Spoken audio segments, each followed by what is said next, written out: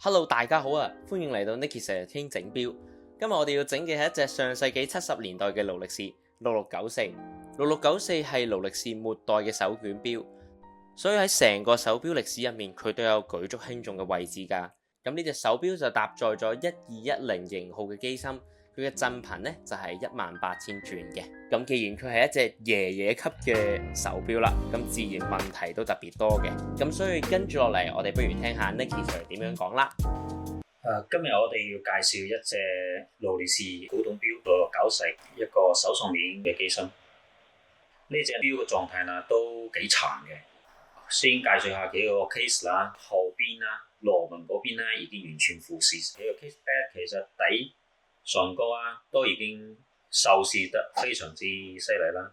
最大問題啦，其實係之前都已經唔防水，然後呢都成個錶已經浸咗水啦。個機身面盤呢都已經有好多生鏽嘅地方啦。睇下嗰個機身真面啦。然後機身方面嘅話，鏽嘅地方都幾多嘅。一係快運卡嗰邊咧已經鏽咗啦，然後嗰個大鋼輪嗰個 click 都鏽得比較犀利嘅。然後最麻煩嘅地方啦係嗰個蓮花輪，蓮花輪上高啦大把嘅鏽，呢個要花多啲時間係清潔嗰方面嗰個鏽啦。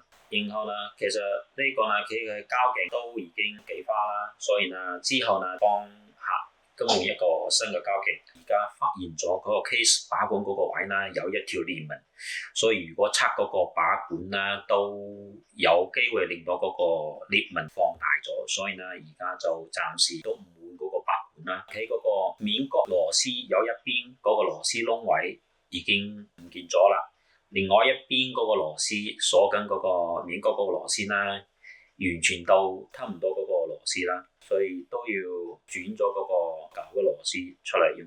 咁事不宜遲，我哋開始整嗰隻 Vintage 嘅6694。咁因為個客送錶過嚟嘅時候呢 Nicky Sir 都已經開咗底蓋去檢查機芯噶啦，所以直接就會由拆真面開始。因為好多老嘅錶針呢係經過歲月嘅洗禮之後已經氧化同埋變脆噶啦，咁所以起針咁樣嘅老錶呢係要非常小心噶。跟住落嚟，我哋就要開始拆機芯啦。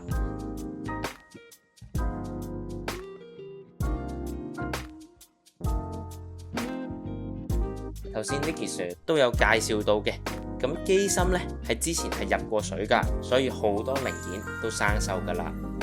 咁所以喺拆機芯嘅過程入面呢 Nicky Sir 都會對住呢一啲零件做一啲手動嘅除鏽。咁首先呢，成個固機圈嘅生鏽係特別嚴重噶。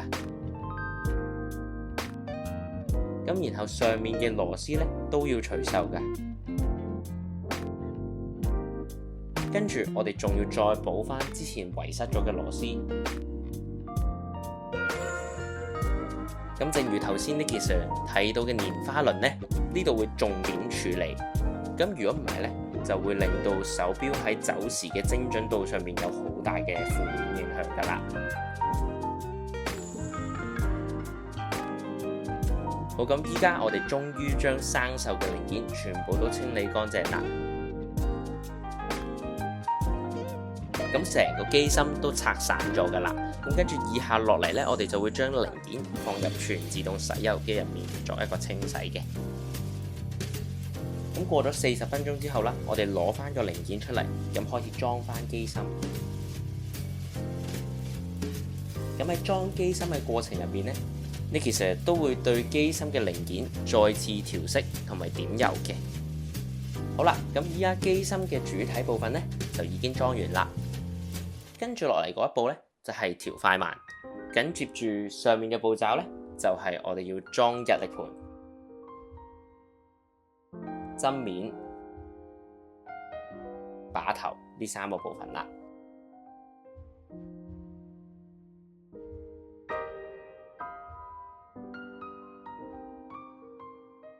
咁喺最後裝入機芯嘅時候呢，Nicky Sir發現手錶原來嘅固機片已經變咗形，唔可以再用噶啦。於是呢，又幫手錶做咗適合嘅固機片。